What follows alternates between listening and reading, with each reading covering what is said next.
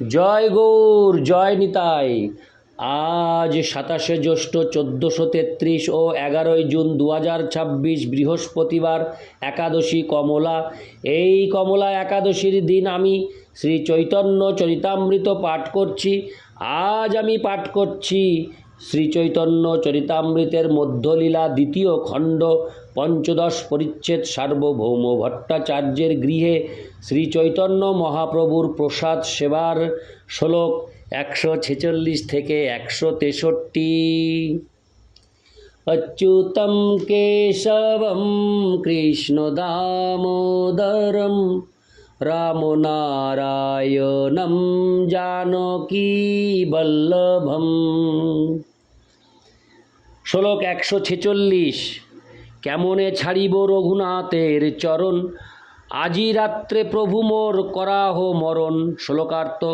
মুরারিগুপ্ত তখন শ্রী রামচন্দ্রের কাছে প্রার্থনা করেছিলেন, প্রভু, আমি কিভাবে তোমার চরণ ত্যাগ করব? তার থেকে বরং আজ রাত্রে আমার মৃত্যু হোক। ইতি শ্লোক 146। শ্লোক 147। এই মতো সর্বরাত্রি করেন ক্রন্দন, মনে সোয়াস্তি নাহি রাত্রি কইল জাগরণ। শ্লোকার্থ। এইভাবে মুরারিগুপ্ত সারা রাত ক্রন্দন করেছিল, তার মনে স্বস্তি ছিল না এবং এইভাবে সে সারা রাত জেগেছিল। ইতি শ্লোক 147। শ্লোক 148 থেকে 151। প্রাতকালে আসি মোর ধরিল চরণ, কান্দিতে কান্দিতে কিছু করে নিবেদন। রঘুনাথের পায়ে মুঙ্গি বেচিয়াছ মাথা, কাড়িতে না পারি মাথা, মনে পাই ব্যথা। শ্রী রঘুনাথ চরণ ছাড়ানো না যায়, তব আজ্ঞা ভঙ্গ হয় কি করো উপায়। তাতে মোরে এই কৃপা করো দয়াময়, তোমার আগে মৃত্যু হোক যাউক সংশয়। শ্লোকার্থ। সকালবেলা মুরারিগুপ্ত আমার কাছে এসে আমার পায়ে ধরে কাঁদতে কাঁদতে বলেছিলেন, শ্রী রামচন্দ্রের চরণে আমি আমার মাথা বিকিয়ে দিয়েছি, সেই মাথা আমি আর প্রত্যাহার করতে পারছি না, তাই আমার মনে খুব বেদনা হচ্ছে। আমি শ্রী রঘুনাথের শ্রীচরণ ছাড়তে পারছি না, আবার এদিকে তোমার আজ্ঞাও ভঙ্গ করতে পারি না। এখন আমি কি করি? তাই দয়াময় তুমি আমাকে কৃপা করো, তোমার সামনে আমার মৃত্যু হোক এবং তার ফলে আমার সমস্ত সংশয় দূর হোক। ইতি শ্লোক 148 থেকে 151। শ্লোক 152। এত শুনি আমি বড় মনে সুখ পাইলু, ইহারে উঠাঙ্গা তবে আলিঙ্গন কইলু। শ্লোকার্থ। সে কথা শুনে আমি অত্যন্ত আনন্দিত হয়েছিলাম, তাকে উঠিয়ে তখন আমি আলিঙ্গন করেছিলাম। ইতি শ্লোক 152। শ্লোক 153 থেকে 154। সাধু সাধু গুপ্ত তোমার সুদৃঢ় ভজন, আমার বচনেহ তোমার না টলিল মন। এই মতো সেবকের প্রীতি চাহি প্রভু পায়, প্রভু ছাড়াইলেহ পদ ছাড়ানো না যায়। শ্লোকার্থ। আমি তাকে বলেছিলাম, অতি উত্তম মুরারিগুপ্ত, তোমার এই সুদৃঢ় ভজন, শ্রীরামচন্দ্রের প্রতি তোমার এমনই নিষ্ঠা যে আমার কথাতেও তোমার মন টলল না। প্রভুর শ্রীপাদ পদ্মের প্রতি সেবকের এই রকমই প্রীতি হওয়া উচিত। প্রভু ছাড়ালেও ভক্ত তার শ্রীপদ্মের হরে কৃষ্ণ শ্রীপাদ পদ্মের আশ্রয় ত্যাগ করতে পারে না। তাৎপর্য, প্রভু জীবের নিত্য সেবা, আরাধ্য বা উপাস্য তত্ত্ব হচ্ছেন শ্রীকৃষ্ণ, কিন্তু তবুও অনেক ভক্ত শ্রীরামচন্দ্রের প্রতি আসক্ত এবং মুরারিগুপ্ত ছিলেন সেই প্রকার অনন্য ভক্তের এক উজ্জ্বল দৃষ্টান্ত। তিনি শ্রীরামচন্দ্রের সেবা ত্যাগ করতে সম্মত হতে পারেননি, এমনকি শ্রী চৈতন্য মহাপ্রভুর অনুরোধেও নয়। এমনই হচ্ছে ভগবানের প্রতি ভক্তের আনুগত্য। সে সম্বন্ধে শ্রী চৈতন্য চরিতামৃতের অন্তলীলার হরে কৃষ্ণ অন্তলীলায় 4:46 থেকে 47 বর্ণনা করা হয়েছে। সেই ভক্ত ধন্য জেনা ছাড়ে প্রভুর চরণ, সেই প্রভু ধন্য জেনা ছাড়ে নিজজন। দুর্দৈবে সেবক যদি যায় অন্য স্থানে, সে ঠাকুর ধন্য তারে চুলে ধরি আনে। গভীর অন্তরঙ্গ সম্পর্কের ফলে ভক্ত কোনো অবস্থাতেই ভগবানের সেবা ত্যাগ করেন না। ভগবানও আবার ভক্ত তাকে ছেড়ে চলে গেলেও তার চুল ধরে তাকে ফিরিয়ে আনেন।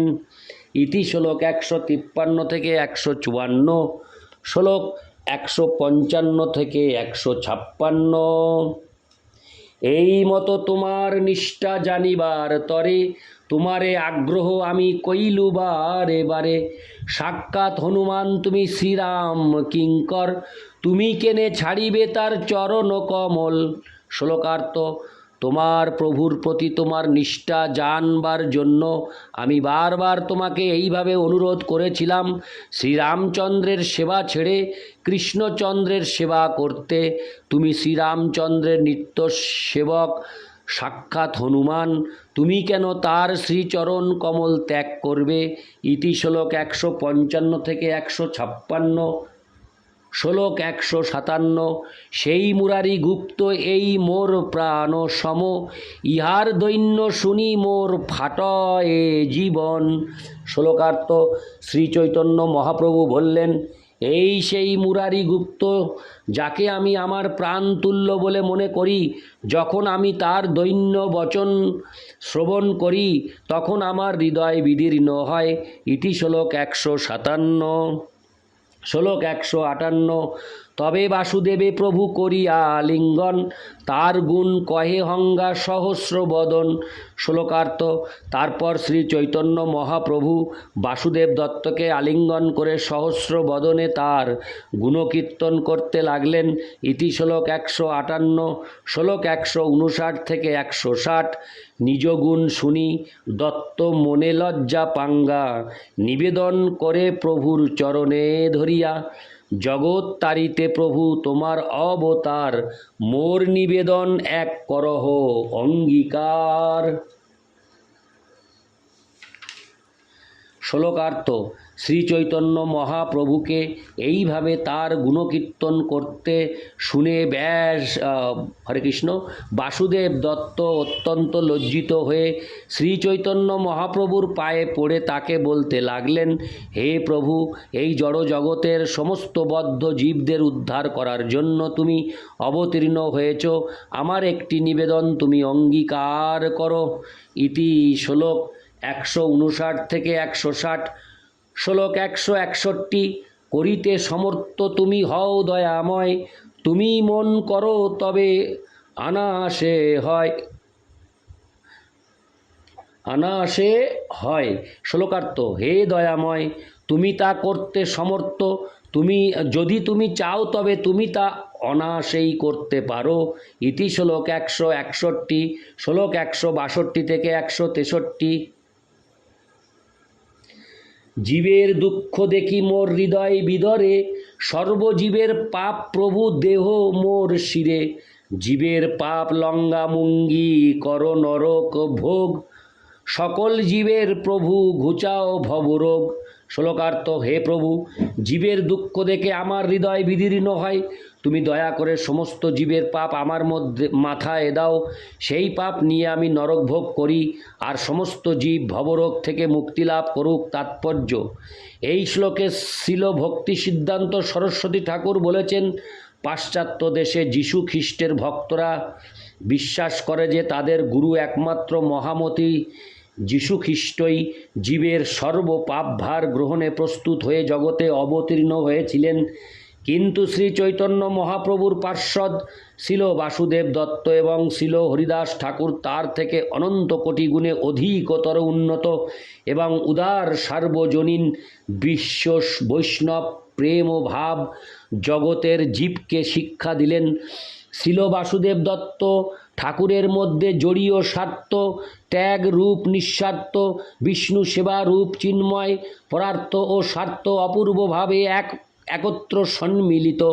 তিনি শ্রী গৌরাঙ্গ সুন্দরকে সাক্ষাৎ বাস্তব বস্তু নিরস্ত কুহক স্বয়ং ভগবান জ্ঞানে সমগ্র জীববৃন্দের কৃষ্ণ বই মুখ্যরূপ ভবরোগ শুধু পাপ নয়, সর্বপ্রকার পাপ অপেক্ষাও ভীষণতম অপরাধ রাশি নিজের স্কন্ধে গ্রহণ করে তাদের ভবরোগ মোচনের জন্য কায়মনোবাক্যে সম্পূর্ণ নিষ্কপট হরে কৃষ্ণ নিষ্কপটভাবে প্রার্থনা করে যে দয়ার আদর্শ প্রদর্শন করলেন তা সমগ্র জগতে, শুধু জগতে কেন, সমগ্র চতুর্দশ ভুবনের সর্বশ্রেষ্ঠ কর্মী জ্ঞানীরও কল্পনাতীত।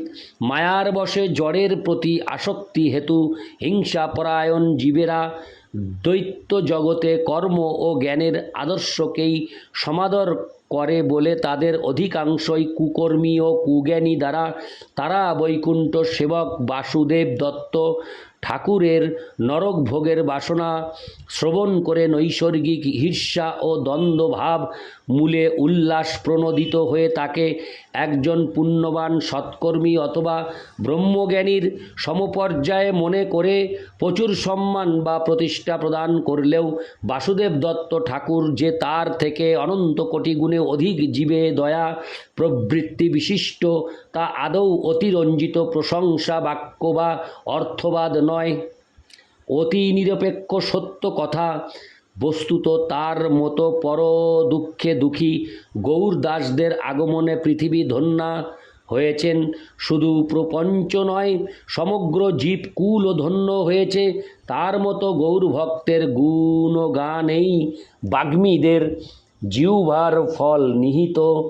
আর তার মতো অকিঞ্চন ভগবত ভক্তি বিশিষ্ট মহাভাগবতের গুণ ও বর্ণনার কাজেই কবি ও সাহিত্যিকদের লেখনী জড় অনুসন্ধান রহিত হয়ে স্বীয় সর্বশ্রেষ্ঠ সার্থকতা সম্পাদন করে। মহাবদান্য শ্রীকৃষ্ণ চৈতন্যের দাস এতই মহত পি মহিয়ান ও গরীয়স পি গরীয়ান শিল নরোত্তম দাস ঠাকুর প্রতিপন্ন করে গেছেন যে বাসুদেব দত্ত হচ্ছেন শ্রী চৈতন্য মহাপ্রভুর আদর্শ ভক্ত। গৌরাঙ্গের সঙ্গীগণে নিত্য সিদ্ধ করি মানে সে যায় ব্রজেন্দ্র সুত পাশ। যিনি শ্রী চৈতন্য মহাপ্রভুর আদর্শ অনুসারে কৃষ্ণ ভক্তি প্রচার করেন তাকে নিত্য সিদ্ধ বলে বিবেচনা করতে হবে। তিনি এই জড় জগতের মানুষ নন, তিনি চিৎ জগতের নিত্য ভগবত পার্ষদ। এই ধরনের ভগবত ভক্ত সারা জগতের জীবদের উদ্ধারের কাজে মগ্ন হয়ে শ্রী চৈতন্য মহাপ্রভুর মতোই বদান্যতা প্রদর্শন করেন। নমো মহাবদান্যায় কৃষ্ণ প্রেম প্রদায়তে কৃষ্ণায় কৃষ্ণ চৈতন্য নাম্নে গৌরত্তীশে নমো। সেই ধরনের ব্যক্তি যথার্থই শ্রী চৈতন্য মহাপ্রভুর প্রতিনিধিত্ব করেন, কেননা তার হৃদয় বদ্ধ জীবদের প্রতি করুণাপূর্ণ। ইতি শ্লোক 162 থেকে 163। অচ্যুতম কেশবম কৃষ্ণ দামোদরম রাম নারায়ণম জানকী বল্লভম। জয় গৌর, জয় নিতাই।